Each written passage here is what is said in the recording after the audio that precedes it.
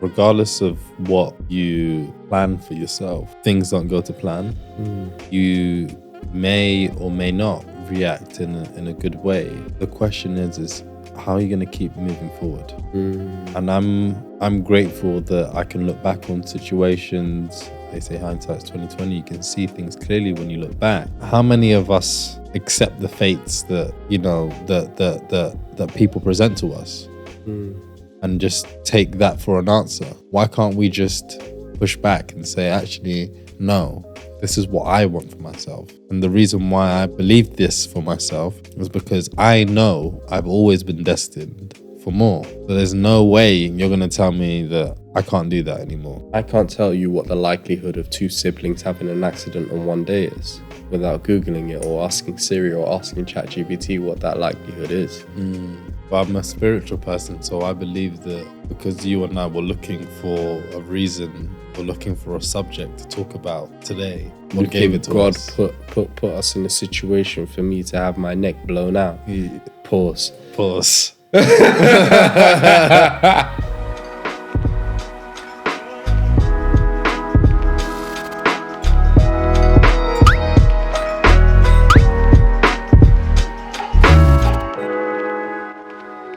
Hey everyone, welcome back to Teddy Talks. My name is Teddy Suarez. I'm here with my brother Sydney Suarez, and we are excited.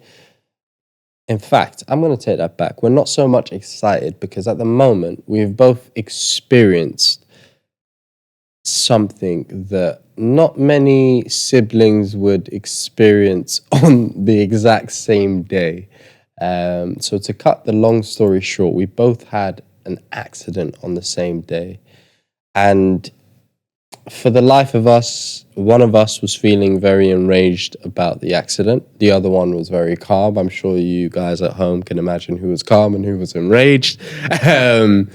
But it made us realize that many people, of course, deal with things differently. Many people deal with situations and random situations very, very differently. So this is going to be the topic of our conversation today.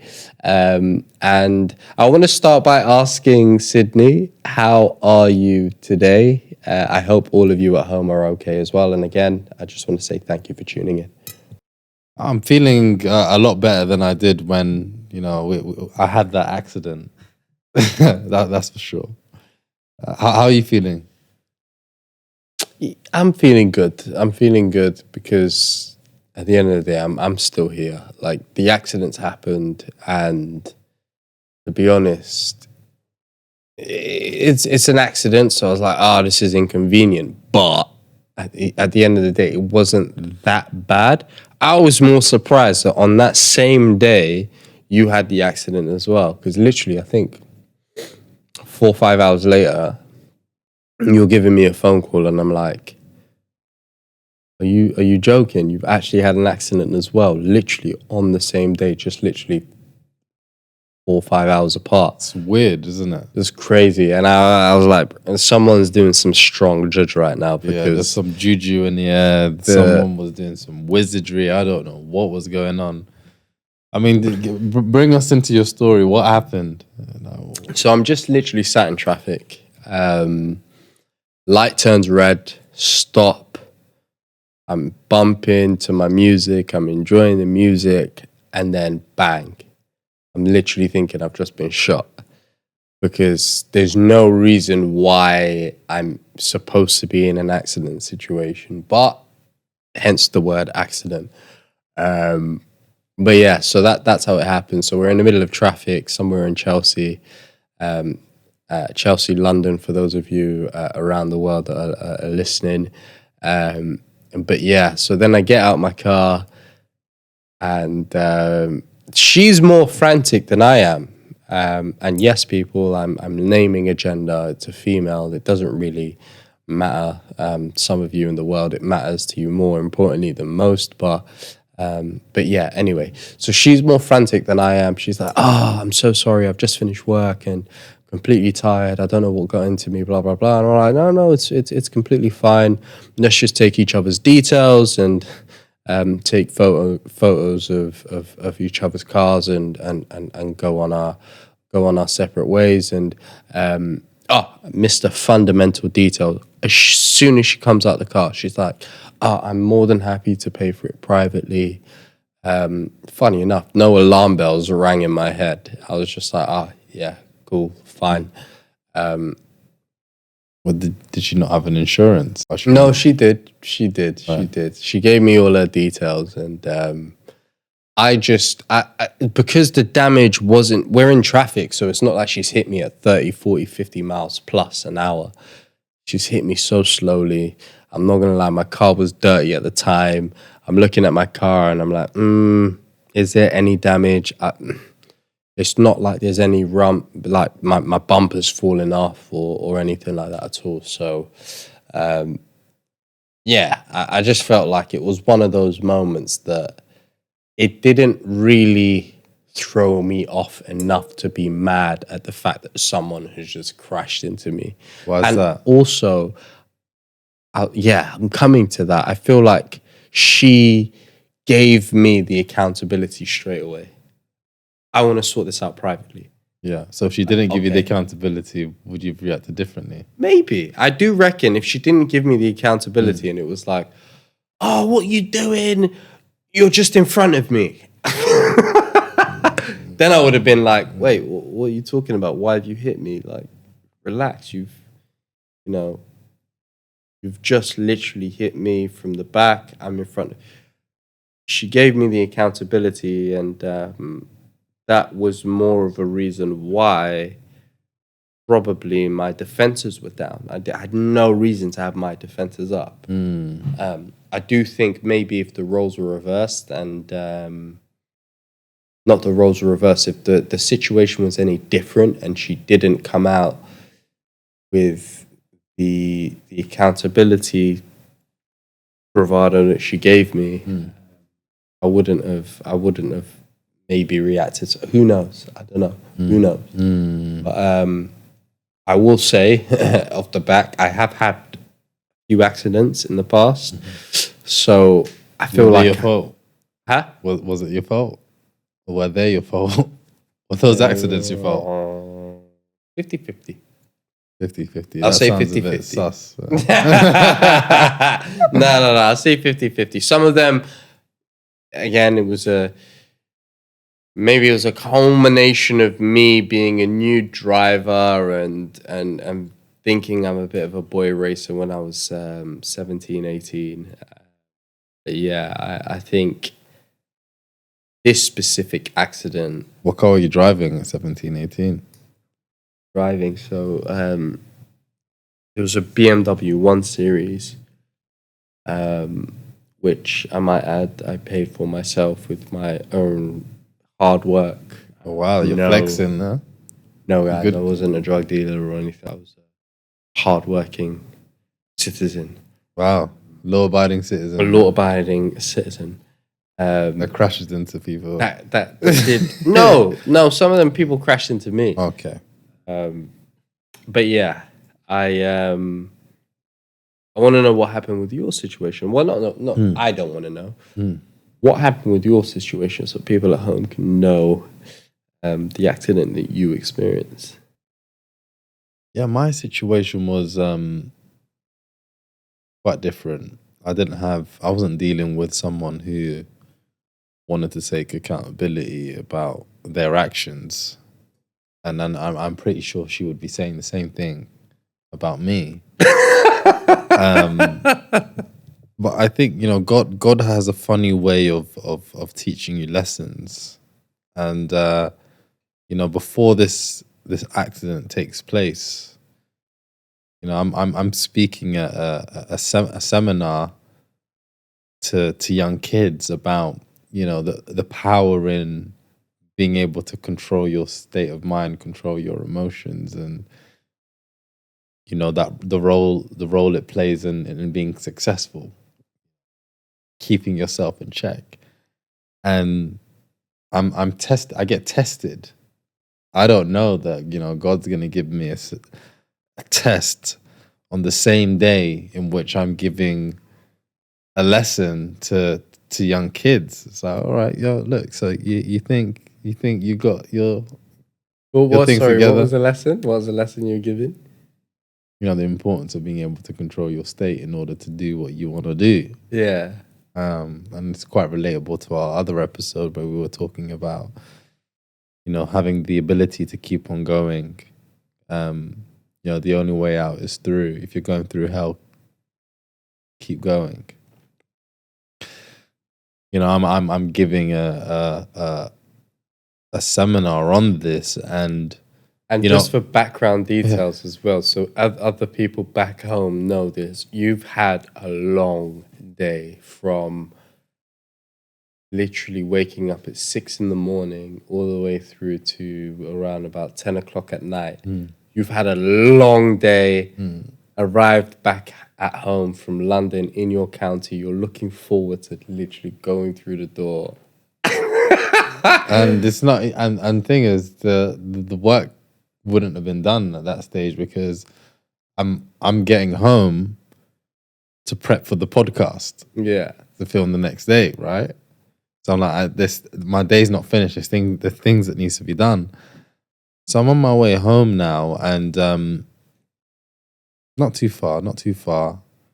And there's this aggressive driver who's trying to get into my lane. And I can see them in the first instance, and they make the attempt to get into the lane, and they can't because there's no space. No, it's not physically possible.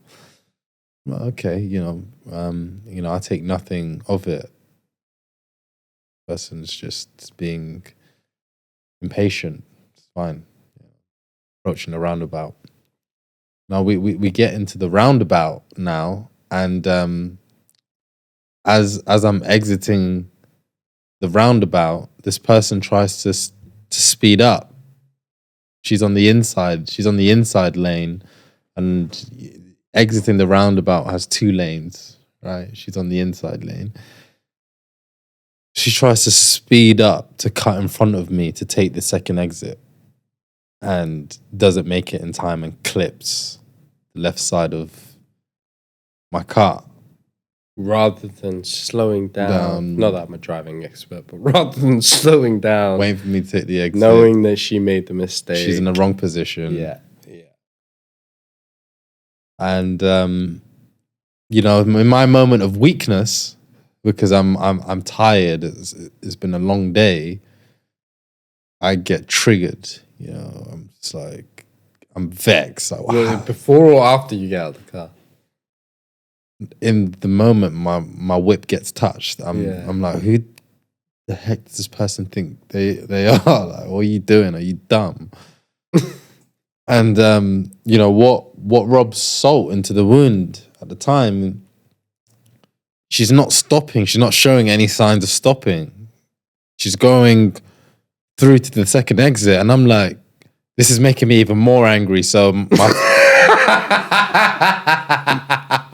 foot's down on the pedal, like, you're not going anywhere. You chased it. You chased it. You're not going anywhere. And I'm tooting my horn. My hand's not even leaving. But at this point, your bonnet has popped up as well, right? My bonnet's popped up. I've heard a loud bang. I mean, I like to look after my car, so I'm like, I can't believe you've just touched have you touched her like this? You touched her with no permission. So I'm pursuing this person, and as soon as they can see that my intent is to go after them, they now start pulling over. Like, my mind is stuck on you saying you touched her with no permission, you know. No, as in, you've touched my car. I refer my car as her. Yeah. My car is her. You've touched her with no permission. Yes, right? You don't do those things. You don't do those things. I must give you the keys before you decide to. Even that is crazy. Yeah. Oh yeah, go on. I get what you're trying to say. Well, you letting people touch? No. I don't let people touch my car. Okay. Yeah. You know, and it's not a metaphor for touching other things either. Yeah, good. That's what I want to I don't give anyone the keys to anything. Would you give me permission? No. Yeah, there's no special circumstances or exceptions. Yeah, don't ask me how much I would get paid for that either. So she stops now, and she gets out the car, and I get out the car, and I'm like, "What the hell are you doing?" You know, and I'm watering it down because I'm fuming, and she's coming at me with the same energy.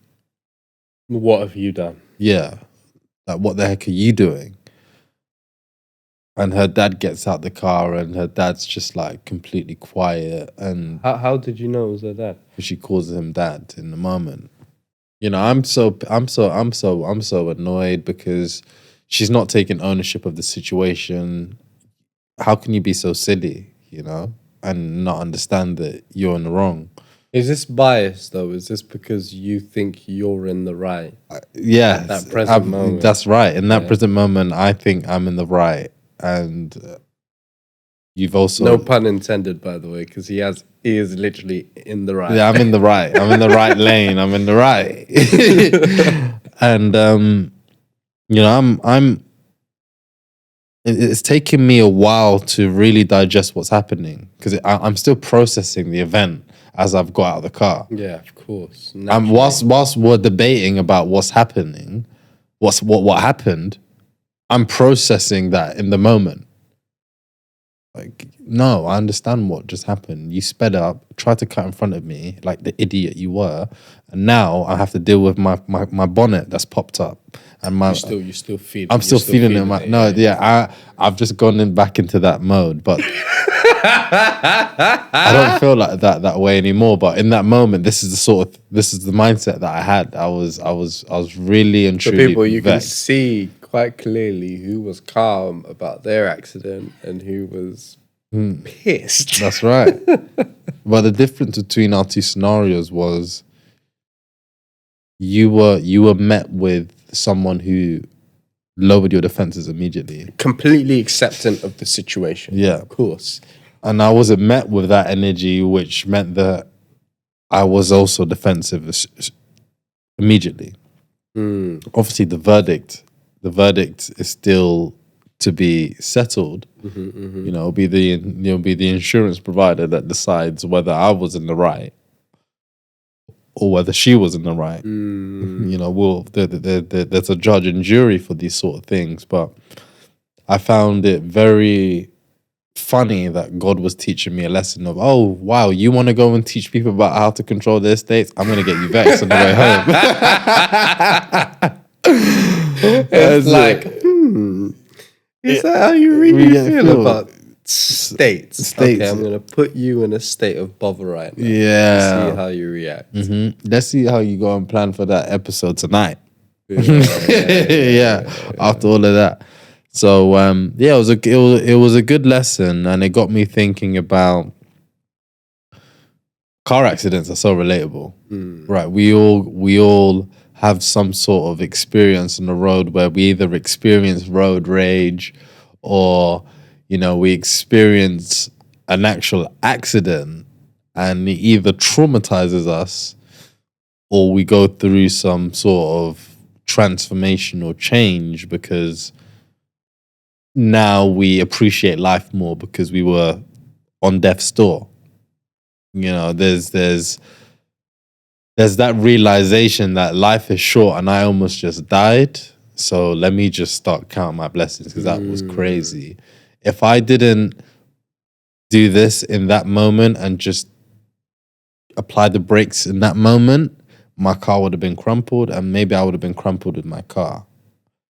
Or maybe my airbags wouldn't have blown out in that moment. So, you know, I thought... It could have been a worse crash. Maybe it would have been a lorry that hit you. It kind of... I don't know. I wanted to try and segue into our quote, which is from Albert Einstein. And it's your quote, actually, so I don't want to steal your thunder. So what's the quote of the session today? The quote of the session today is, in the middle of difficulty lies opportunity. I mean, it's hard to say that a car accident presents opportunity, but I think in the midst of car accidents or accidents in general, where again the silver lining is that you haven't had an accident that is fatal. You haven't had an accident that means that um, you're not able to function in the way that you were functioning before you had the accident. An opportunity to still go again tomorrow and actually change your perspective on the things that are happening within your life. Because I know, despite the fact that my accident wasn't fatal, despite the fact that my accident didn't shake up my day and I got to get back in my car and still drive to the thing that I was doing on that day. There's a lot of people that get into accidents that aren't able to get out of that car unless they have the fireman come and saw off a door, and then they're able to get out, and their leg is all mangled, and they have fatal. We know someone, don't we? We know someone who, and was it a train accident? She was electric. She was pushed onto the train tracks. She was electrocuted. She was electrocuted. Her name is Millie Pickles. Millie Pickles. Millie Pickles. Millie Pickles. And what a great character. And she is someone that I really respect a lot, actually, because she goes about her day-to-day with the fact that tomorrow presents opportunities. And she's not bogged down. Well, yes, she has her down days. She'll probably tell you herself on her channel if you tune into it. She has her down days, and she makes that known that she has her down days. But from the accident that she's had, you know, it's quite prevalent that she still pushes on every single day, and she's stronger for it. Yeah, just to give the audience some context, I won't give away too much because maybe one day we'll have Millie on here to share the story with you all. But you know, when she got pushed onto the train tracks and she got electrocuted and she got admitted into the hospital, you know, her leg had to get amputated, which meant now she had to live a life that she didn't ask for. She had to live a life without the leg that she thought that she was always going to have. She had to now live her life with a prosthetic leg. And all the things that she enjoyed doing before, she had to do with the prosthetic leg. And I love the fact that you've just said that. She still commits to doing those same things. Like, I know she was going through a period of the 10K run, and she had some ups and downs during that 10K run period, and battled through. It wasn't like she gave up. She battled through. She cried about it. I know she'll definitely be, you know, definitely have something to say about crying about it, but she cried about it, and she still persevered with the things that she had to get on with, the goals that she wanted to achieve. And there's many examples of that, right? There's this guy called Morris Goodman, who I think he was the author of The Secret. Oh, love The Secret. Law of Attraction. Yeah, it's all about the law of attraction, manifesting the life that you envision for yourself. And he suffered a severe plane crash where he was really injured. His spine was crushed. The prognosis from the doctor was that he would never be able to walk again. He was paralyzed from the neck down. And it's like, okay, what do you do when you get told that you're never going to walk again? And to make matters even worse, he couldn't breathe without a ventilator, without a machine to help him breathe. So like you're told you're never going to be able to breathe without the help of a machine. Like, how depressing is that? Your life's completely changed at that point. Your life's completely changed. And by an external event that I couldn't control. Imagine being in that position. How would you actually feel? You would feel depressed. You would feel that actually, What's the point? what's the point? I might as well just overdose on some painkillers because it's easier. The life that I was living before, I'm not going to live it again. And I've been told by an expert that it's not possible. So, you know what? They've made the decision for me. I might as well get along with it. But Morris didn't do that. Morris had this unshakable belief that he would get better. And he started to visualize and imagine those nerve endings connecting with each other. And those healing processes happening within his body. He would imagine that happening in his mind. And guess what happened? Those nerve endings did connect. He did get movement in his limbs again. He was able to walk. He was able to breathe without a ventilator. What's so crazy about that is it's not the medication, it was his belief. How's that even possible? The power of the mind has made you walk again, not the doctor's decision. Not any medication, surgery, no surgery, no prescription. He had power to control his outcome. It's a profound story. And I just wonder how many of us accept the fates that, you know, that people present to us and just take that for an answer. Why can't we just push back and say, actually, no, this is what I want for myself. This is what I believe for myself. And the reason why I believe this for myself is because I know I've always been destined for more. So there's no way you're going to tell me that I can't do that anymore. I think movies try and display that more often than not. I mean, the movies that we grew up on, like The Matrix, Neo, for example's sake, when you see Morpheus jump from one side of the building, just to give it a bit more context and flavor, it's like Morpheus is a mentor of a guy who is supposed to be the next greatest thing within the universe of a tragic world. And he's doing this training where he jumps from one skyscraper to the next, and it must be about, I don't know, 10-meter jump, let's say. And Neo, who is quote unquote the one, is supposed to do this same jump with complete ease. He does the jump. Lo and behold, obviously, he doesn't make it. Halfway through the jump, he plummets all the way to the floor. And luckily, it's a simulation, so he hits the floor and blood just starts splatting out of his mouth. And it's like, oh my God, how did I survive this? And it's like, Neo, this is just a simulation. However, I feel like movies try and display the fact that a lot of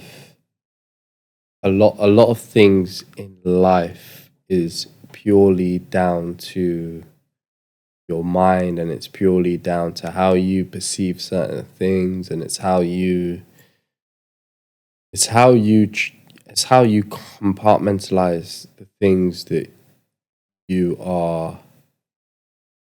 You're almost blocking yourself from the next step or the next thing, despite whatever your situation and your circumstances.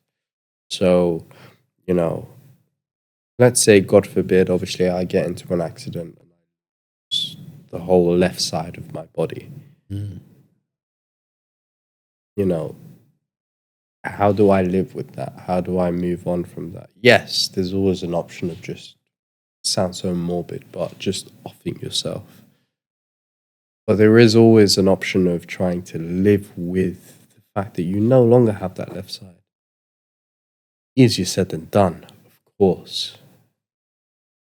But I do feel like it's a matter of life.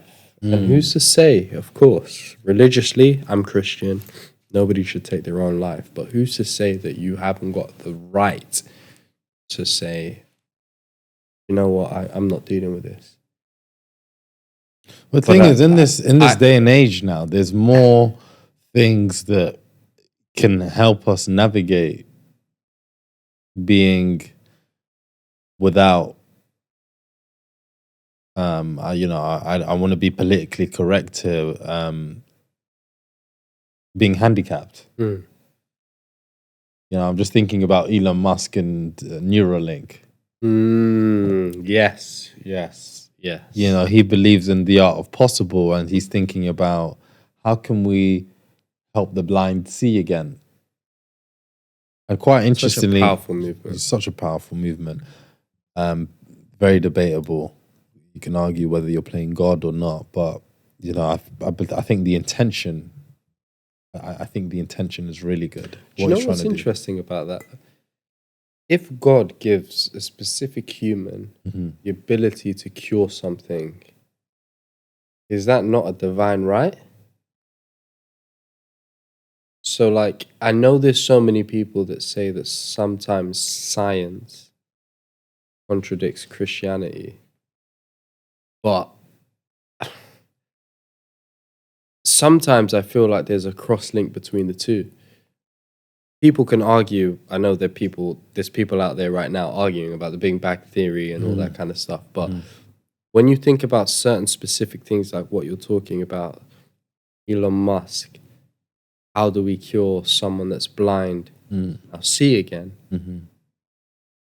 If he's been given the tools to be able to cure something like that, is that not just the timing of some sort of divinity? Thing is, I don't know whether Elon believes in God or not, but does that even matter? It doesn't even matter. That is it. I don't know. Again, well, I think to God it does matter if you believe in Him. I think he definitely wants you to believe in Him and nothing else. So you need to believe in God in order for something right to happen? No, in order to be saved in the end. But that's what I mean. Does that matter? I don't know because I haven't died, but I think that. Well, I you know, from the scriptures, you know, you need to have faith in Him.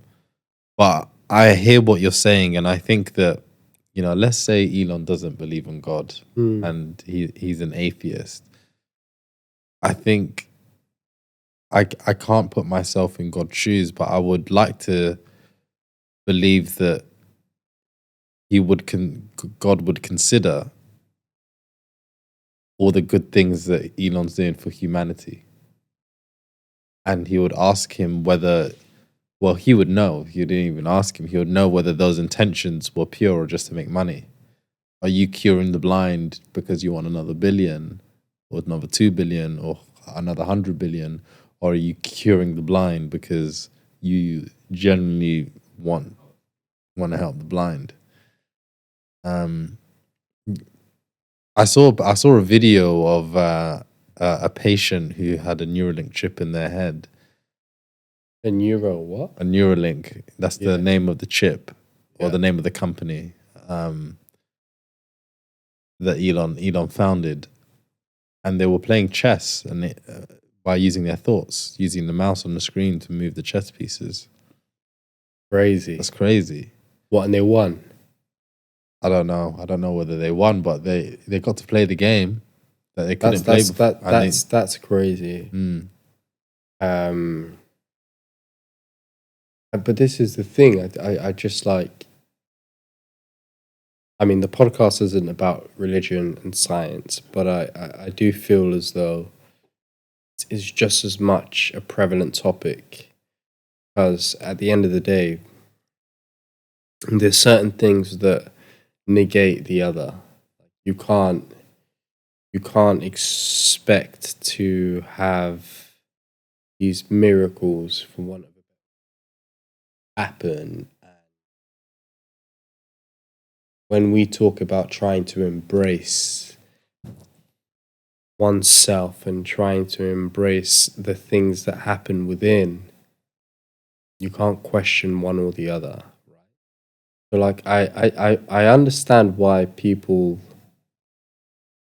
look at these situations and they have to place an expectation or an explanation on something, but I think deep down, when you consider that these things are happening to you and these decisions that you have to make within your hands, and you know, you have to kind of stick or twist, you have to realize that at some point that it's something that you within yourself have to question. Thing is, the question comes from your belief system. Because in that moment where you're, as in religion, or it could be religion or scientific. Let's say if your version of God is, you know, I believe in science, so I don't have God, I have science. And I believe that, not I, but you know, I'm pretending to be in someone's shoes who is an atheist and who believes in logical reasoning and factual, whether facts are, you know. Again, maybe that's even subjective. You know, my version of red and your version of red is going to be slightly different, right? So that it's my version of there's red. In different fact, shades it's of red.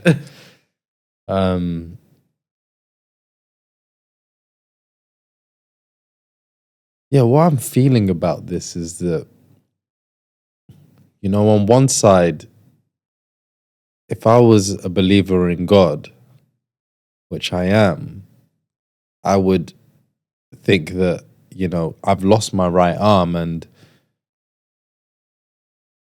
God has given me something that He's given me this adversity, but He's given me something that I can handle. He wouldn't give me something that I can't handle. You know, but if I was to flip the script and I would be an atheist, maybe I will just look at the situation for what it is and be like, look, you know, there's a 1 in a million or 1 in a billion chance that, or actually statistically speaking, everyone who crosses the road has a 30-40% chance of being hit. So actually, you know, it's only natural that I fall into that bracket of someone who has been hit and now I'm being severely injured and I don't have any movement in my right arm anymore. So it depends on what are the foundations of your thinking, you know, and how you view a situation. Is it, are you a person with the glass half full or the person with the glass half empty? Right? Do you know what? I think like accidents at the end of the day happen when you are not expecting it. So there's so many situations in life that we as humans, we always like to try and figure things out. We know what's happening tomorrow. We know what's happening the day after tomorrow and the day after that. So I kind of feel like when accidents happen and when you get into a situation that not necessarily an accident has happened, but something that's happened that's completely and utterly out of control from you and the people that are around you, and you haven't really got an excuse to say, it's your fault. we have to somehow have a strategy or a coping mechanism to enable us to not make that situation 10 times worse. And at the end of the day, when something happens that is out of your control, you have to experience it, you have to take it in, digest it, and move on, right? The hardest thing in those sort of situations where something unexpected has happened to you, which is not part of your daily routine or your expectation of when I drive home, I don't expect for an idiot to crash into me. I expect a smooth journey on the way home. 100. So the fact that this fool has done that, now I'm thrown off my day, and adrenaline's gone right through to the top of my head, down to my body, and I'm vexed, I'm enraged, and it's like fight or flight has hit me, or you freeze, right? I'm deciding, am I gonna start swearing and throw my toys out the pram and tell this person of how much of a driver they are, or am I going to cower away and be like, do you know what? Let's just handle this through insurance because it's easier, it's better. I'm not saying that's Wait, are you trying to say that's how I reacted? I'm not. That's not how you reacted. I already accepted the fact that the person that you were dealing with. No, you didn't. The person that you were dealing with was much nicer than the one I was dealing with. And I'm not saying that's not to say that I'm a nice person to deal with, because I'm pretty sure she would have been just as vexed at the fact that I got out of my car and she could see red in my eyes. You know. But the point I'm getting at here is that at the end of the day, right? When things happen to you when you don't expect it, that's when your emotions go out of sync. I didn't, the other day we were talking about having your coffee in the morning and it gets you in a flow of, now that I've got my energy up, I can hit 90 calls a day because that's what I'm required to do as top salesperson. I need to hit my numbers. I need to do X amount of emails. I need to do X amount of outreach, amount of prospecting on LinkedIn, blah, blah, blah, blah, blah. And the thing that holds that all together, where I can stack all of my wins, is that one coffee in the morning. Starbucks is closed. Oh my gosh, I am angry today. Nobody's here to help me out. There's not even a coffee machine in the office. Because that happens. You go into a certain store and they tell you, this thing's out of stock, or, the thing that you used to do on that specific time of that day, null and void. It's null and void. And then you think, what's wrong with you? So there's this. It reminds me of this other incident where this guy was on. His name was Scott, and he was going down a ski. He was skiing. And this person crashed into him. They weren't looking at where they were going for X, Y, and Z reasons. Maybe they were texting whilst they were skiing, or recording themselves, or taking a quick selfie, but they crashed into him. And in the moment, maybe adrenaline was pumping through him. He was cool, but as he was winding down and he took his ski gloves off, his thumb was hanging off, so it was out of its socket. Yeah, and obviously he needed surgery, so he went to the hospital, and the nurse was putting a tourniquet around him. And as she was putting the tourniquet around him, she turned around to the doctor and was like, "I've never done this before." And obviously he's thinking, my thumb's like hanging off. What do you mean? So Anyway, the doctor's like, look, I'm going to talk you through She's it. supposed to be qualified She must be. for any normal person that's Yeah. in that And seat. the thing is, I wouldn't want to hear anyone else say I haven't There's done it before. no way you want to hear that the nurse that's treating you right now is unqualified, bro. I haven't done this before. Let's send another nurse in quick, man. What are you Bro, doing? I'd be like, sedate me. Like, just give me some sort of sedation. It's 2024 right now, and I should not be hearing this right now. You should be working. To be fair, it might have been 90 something because when I saw this video of Scott telling this story, he was an old man. Oh, is it? Yeah. So maybe it was like. It was a minute. Okay, It was a minute. All right, we'll give them the benefit of the doubt, but that was concerning. Yeah. I was very concerned watching the video, but what captivated me was that Scott, he said that the nurse went on to turn off one valve on the tourniquet, and that was a normal procedure. I think maybe it tightens up, helps out with the blood pressure. The nurse forgot to turn off one of the valves. Yeah. And Scott felt this pain go from his left-hand side into his heart, and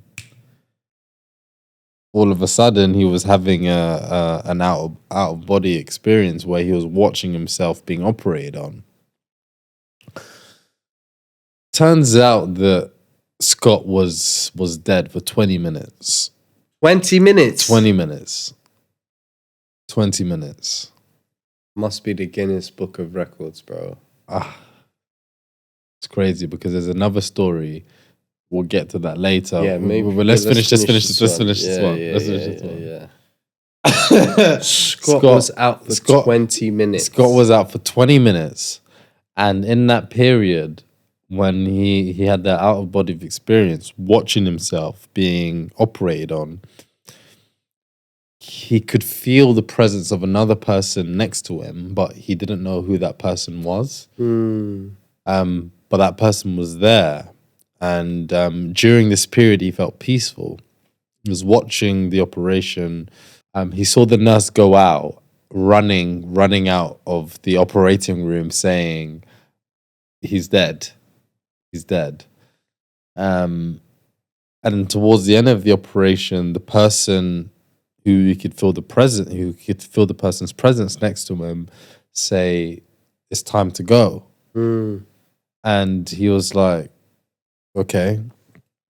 So Scott ended up in a field, and he's someone who, I think this is maybe his subconscious mind speaking to him. He's someone that really likes working on yards. He's in a field with a lot of beautiful flowers, and he really was appreciating the beauty of the flowers. Yeah. And he said he could look to the left and he could look to the right, and he could see the distance. And when he looked in front of him, it was cloudy, and in front of these clouds, it was almost like a video, a movie was what was playing, and it was a movie of his life. Right from the beginning to the end, the good and the bad. And he said that he couldn't run away from it. He couldn't argue with. This was within the 20 minutes of him dying. Within the 20 minutes of him dying. I think he was in his late 20s. So that would have been at least maybe 28, 29 years of life he's watching in 20 minutes. And he said he couldn't deny any of the wrong things that he did, but he could feel like he was being judged. Anyway, fast forward to the end of this movie of his life. He saw a hand reach out of the clouds, a strong hand reach out of the clouds and say, look, your time is not over. There's work to be done. And he comes back into the operating room, regains consciousness, and he says, like, from that experience, his life had changed. What he valued in life was completely different. He valued his family. He didn't value like the materialistic things anymore. What was most important for him was his family, his wife.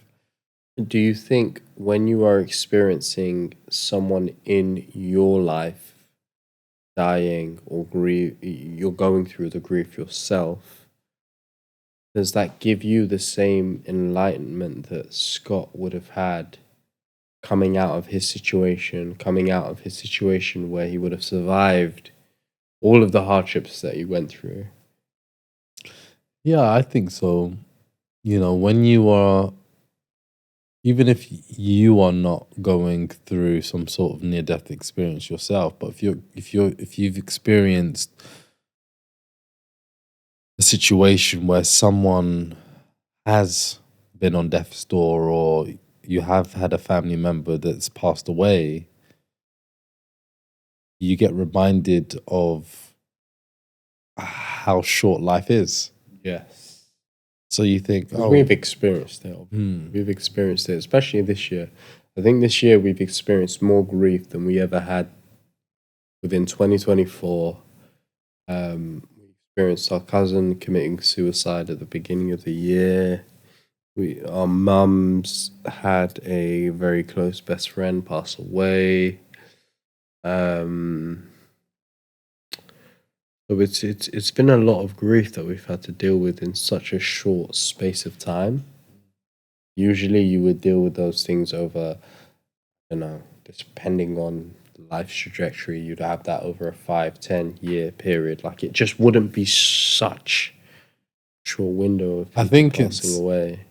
even though it feels strange to us, I think it's going to be common for people who are our age, because people who are in their late 20s, naturally their parents are a lot older. No, but it depends on when the parents were getting jiggy with it, bro. Yeah, no, but okay, yeah, it's true. But let's say we're talking averages. You know, if we're in our late 20s, maybe a majority of parents out there who have kids in their late 20s might be in their late 50s, or 60s, or even late 60s, which means that they're probably going to be suffering from maybe some terminal illnesses, or if they haven't been maintaining their like a good balanced lifestyle or good balanced diet, they're going to be suffering from some sort of, maybe diabetes or something.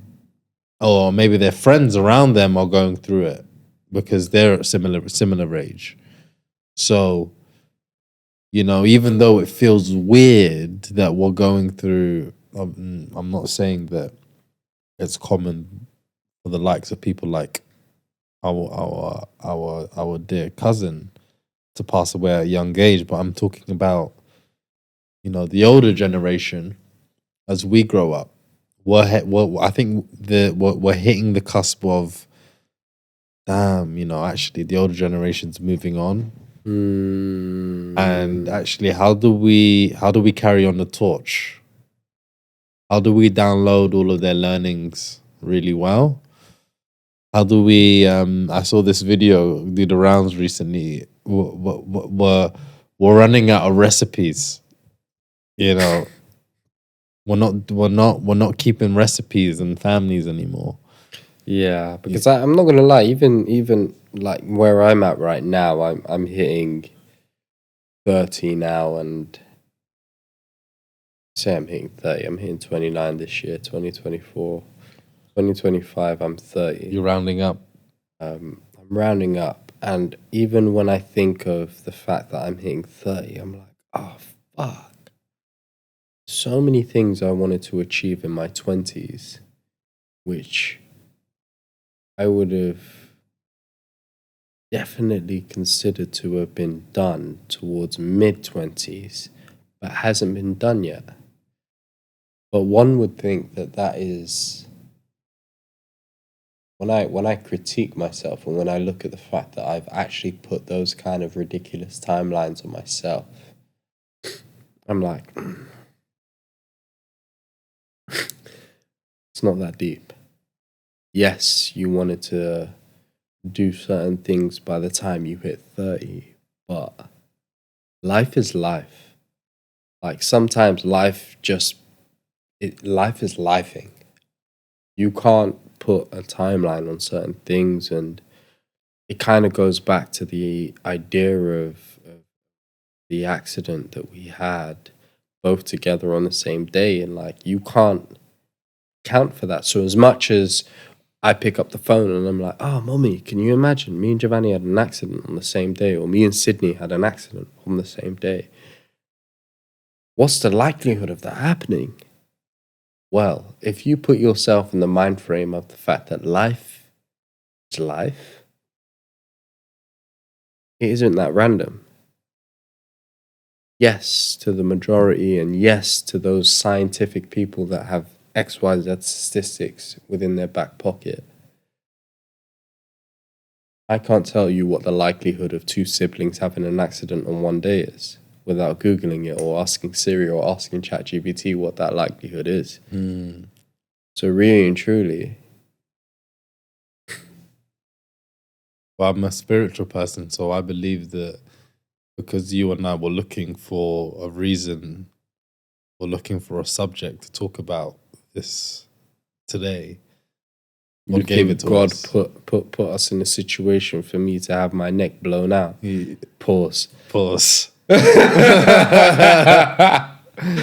You know, like it's like I agree. Definitely I agree, because I'm a spiritual person as well. But I'm like, at the same time, I'm like, coincidences are obviously defined as coincidences for what they are. But at the same time, you look at certain situations and you think to yourself, like, who are you to certainly say that that shouldn't have happened on that day? It's happened. And what happened to you on that day specifically? Did you get injured? Did you lose a limb? Did you know, how much has that situation impacted you on that day? If it's impacted you a vast amount, what have you learned from that? How do you move on from it? If it hasn't impacted you, you know, just move on. Like, it's not something that you have to bog yourself down with. Like, we went through two different types of emotions. You went through rage, I went through a sense of calm, and I was like, you know, let me get out of this situation what I need to get out of and go about my day. Obviously your situation was very different to mine, because obviously you had someone that was not necessarily compliant. You had someone that didn't really want to take accountability, despite the fact that they were in the wrong, clearly in the wrong lane. I think maybe we'll have people in the comments saying that Sydney was definitely in the wrong. You know, I can't wait to get the final verdict, because, you know, at the end of the day, I'm willing to accept whether I'm wrong, and in that particular moment. Yeah, but bro, I'm sorry, but let me just explain something. If you're on the left lane trying to go on a roundabout at the third exit, you're in the wrong lane. You failed the test if you're on that left lane. Yes. Right? If you're in the middle lane, sorry, there's two lanes. So if you're on the right-hand lane and you're going towards the third exit, there's no way you're having an accident. You're just going about your journey. Like, there's not much to it. Like, No, there isn't much to it. If you're on the left lane and you're coming in to try and go on the third exit and you have an accident, you're in the wrong lane. Like, you can imagine me pulling my hair out whilst I'm having the conversation with this person that's trying to argue. I know some people out there is like, he's your brother, so you're gonna say that. No, it's the wrong lane. It's the wrong lane. It's the wrong lane. It's the wrong lane. It's the wrong lane. It's the wrong lane. You just can't do that from the left-hand lane. So let's try not to make it more than what it is. Like, you are definitely in a situation where, yes, you've had an accident. Yes, you've lost your mind. I've lost my mind. I found it. The thing is, there's. I think it's so good that you touched on that, because there's people who get stuck in the past. You get stuck in a moment of, I was in the wrong, or this person.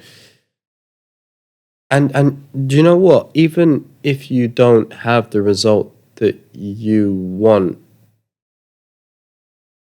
again, it's not the end of the world. You're still here today. that was the be all and end all for me. Like for me, it was very, very easy for me to understand that this person hit me and it was from the back. But I'm sorry, I had to laugh. ultimately, I felt very comfortable. I